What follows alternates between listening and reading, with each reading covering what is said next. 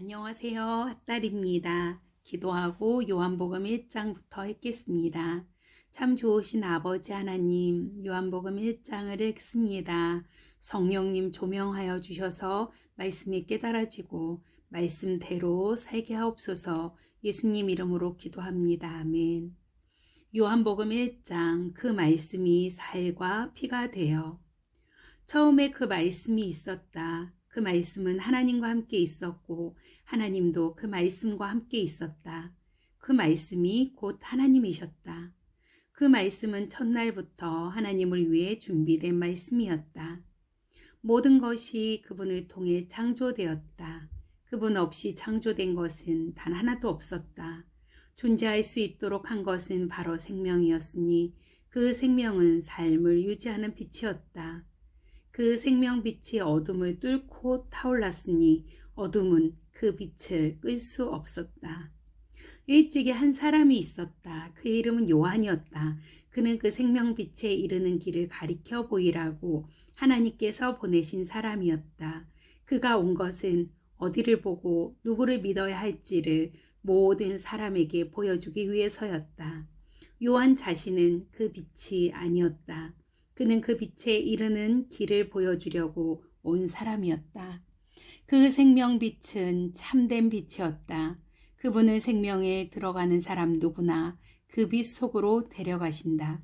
그분이 세상에 계셨고 세상이 그분을 통해 존재했지만 세상은 그분을 알아보지 못했다.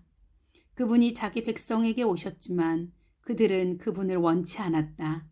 그러나 그분을 원했던 이들, 그분이 스스로 말씀하신 그분이며 말씀하신 대로 행하실 분이라고 믿은 이들은 누구나 그들의 참된 자, 곧 하나님의 자녀가 되게 해주셨다.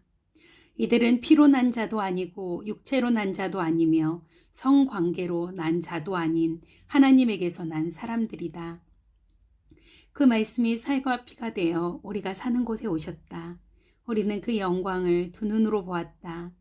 단 하나뿐인 그 영광은 아버지 같고 아들 같아서 안팎으로 두루 충만하고 처음부터 끝까지 참된 영광이었다.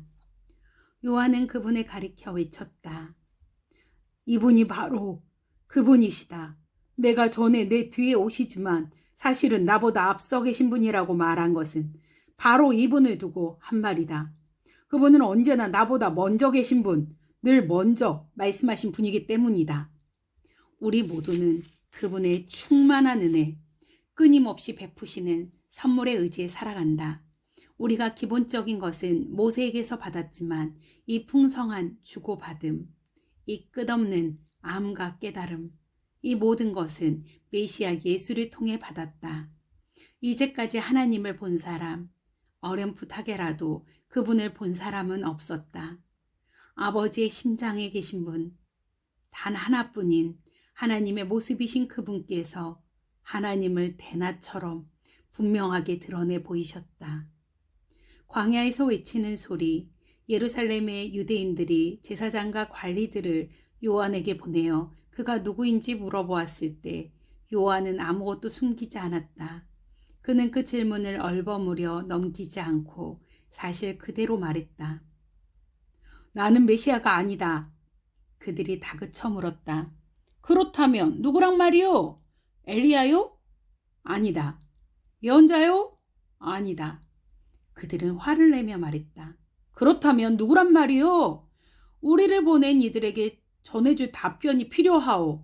무엇이라도 좋으니 당신 자신에 대해 좀 알려주시오. 나는 하나님을 위해 길을 곱게 하라고 광야에서 외치는 소리다. 나는 예언자 이사야가 선포한 일을 행하는 것이다. 요한에게 질문한 사람들은 바리새인들이 보낸 이들이었다. 이제 그들은 자신들이 궁금해하던 질문을 던졌다. 당신이 메시아도 아니고 엘리야도 아니고 예언자도 아니라면 세례는 왜 주는 겁니까? 요한이 대답했다. 나는 물로 세례를 줄 뿐이다. 그러나 너희 가운데 너희가 알아보지 못하는 한 분이 서 계신다. 그분은 내 뒤에 오시지만 내 다음 가는 분이 아니시다. 나는 그분의 겉옷을 들고 있을 자격조차 없는 사람이다. 이것은 요한이 세례를 주던 요단강 건너편 베다니에서 나는 대화였다. 하나님을 계시하시는 분. 이튿날 요한은 예수께서 자기에게 오시는 것을 보고 큰 소리로 말했다. 이분이 하나님의 유월절 어린 양이시다. 세상 죄를 용서하시는 분이다. 내가 전에 내 뒤에 오시지만 사실은 나보다 앞서 계신 분이라고 말한 이가 바로 이분이다. 나는 이분이 누구신지 전혀 알지 못했다. 내가 아는 것은 이분이 하나님을 계시하시는 분이심을 알아보도록 이스라엘을 준비시키는 것이 내 임무라는 것뿐이었다. 그래서 내가 여기에 와서 물로 세례를 주는 것이다. 너희를 말끔히 씻기고 너희 삶에서 죄를 씻어내어 너희로 하여금 하나님과 함께 새 출발을 하게 하려는 것이다. 요한은 자신의 증거를 이 말로 매듭지었다. 나는 성령께서 비둘기처럼 하늘에서 내려와 이분 안에 편히 머무시는 것을 보았다.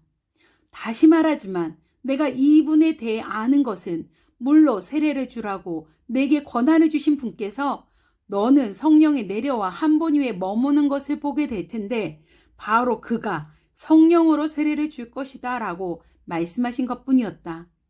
나는 정확하게 그 일이 일어나는 것을 보았고 그래서 너희에게 말하는 것이다. 이분이 하나님의 아들이신 것에는 조금도 의심할 여지가 없다. 와서 직접 보아라. 이튿날 요한이 두 제자와 함께 자기의 터에 있다가 예수께서 근처를 지나가시는 것을 보고 말했다.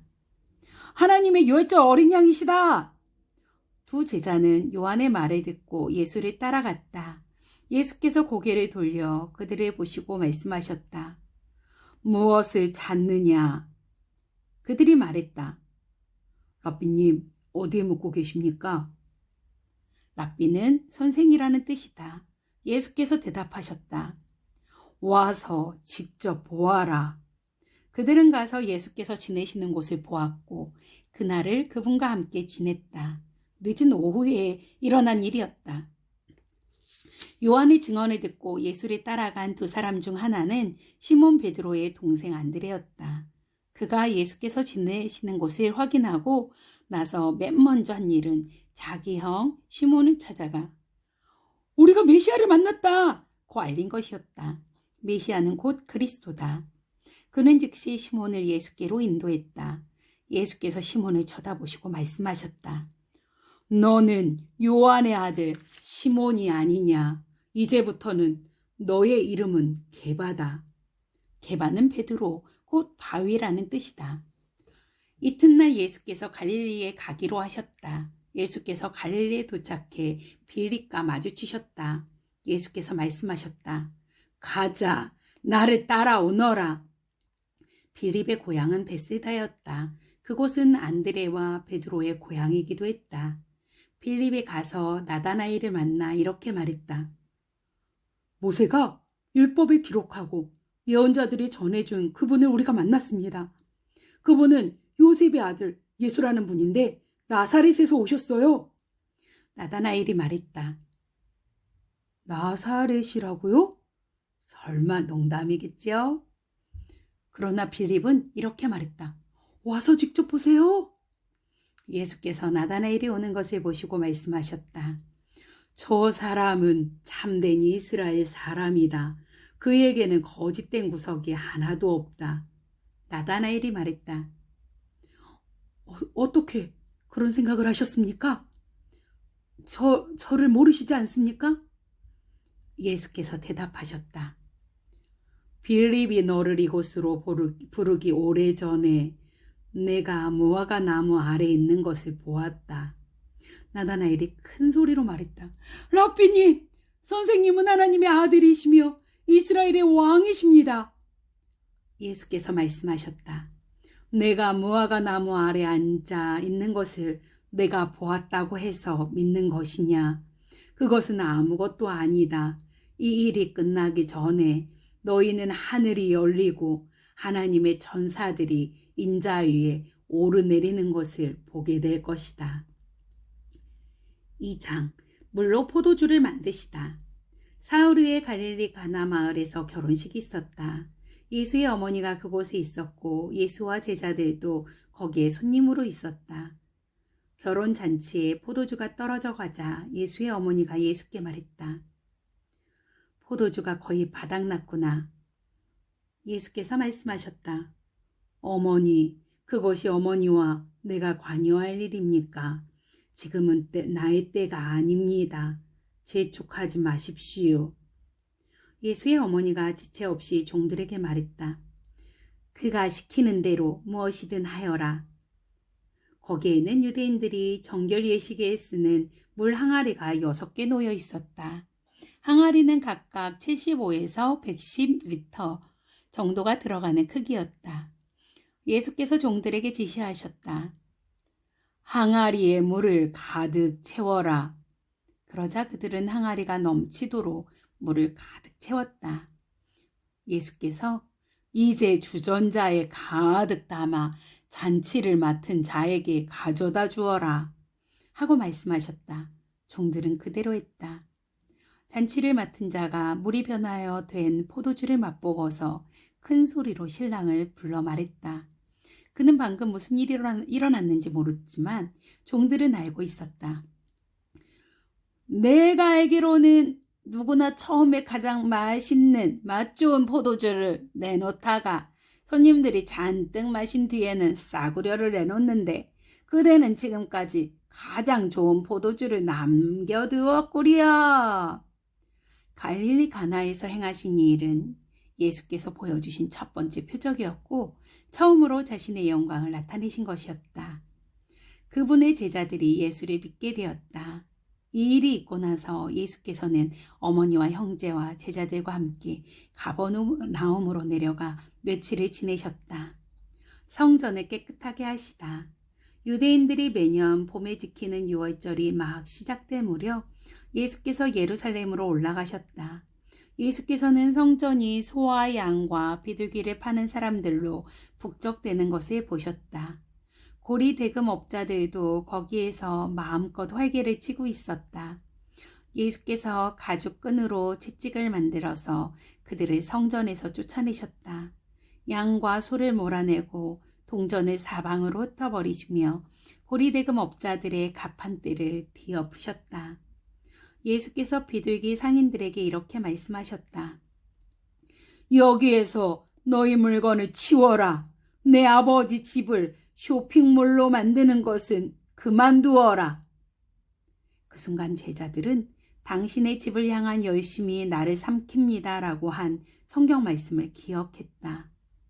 그러나 유대인들은 불쾌한 마음에 이렇게 물었다. 당신이 하는 이 일이 옳다고 입증해줄 신임장을 제시할 수 있겠소? 예수께서 대답하셨다. 이 성전을 헐어라. 그러면 내가 사흘 만에 다시 짓겠다. 그들은 붕괴하며 말했다. 이 성전을 짓는데 46년이 걸렸는데 당신이 사흘 만에 다시 짓겠다는 거요. 그러나 예수께서 성전이라고 하신 것은 자신의 몸에 두고 하신 말씀이었다. 나중에 예수께서 죽은 자들 가운데서 살아나신 뒤에야 제자들은 그분이 그렇게 말씀하신 것을 기억해냈다. 그때에야 제자들은 비로소 올바른 결론을 내릴 수 있었다. 성경에 기록된 말씀과 예수께서 하신 말씀을 모두 믿게 된 것이다. 예수께서 예루살렘에 계시는 유월절 기간 동안 많은 사람들이 그분이 나타내시는 표적을 보았다. 그리고 그 표적이 하나님을 가리킨다는 것을 알고는 자신들의 삶을 예수께 맡겼다. 그러나 예수께서는 자신의 삶을 그들에게 맡기지 않으셨다. 예수께서는 그들을 쏙쏙들이 아셨고 그들이 신뢰할 수 없는 사람들인 것도 알고 계셨다. 예수께서는 아무런 도움 없이도 그들을 훤히 꿰뚫어 보고 계셨던 것이다. 아멘. 참 좋으신 아버지, 하나님, 우리를 꿰뚫어 보고 계시겠어요. 하나님, 정말 주님 앞에 주님이 기뻐하시는 모습으로 살아갈 수 있는 저희가 되도록 이끌어 주세요. 끝까지 말씀 붙들게 해주세요. 예수님 이름으로 기도합니다. 아멘. 감사합니다. 또 만나요.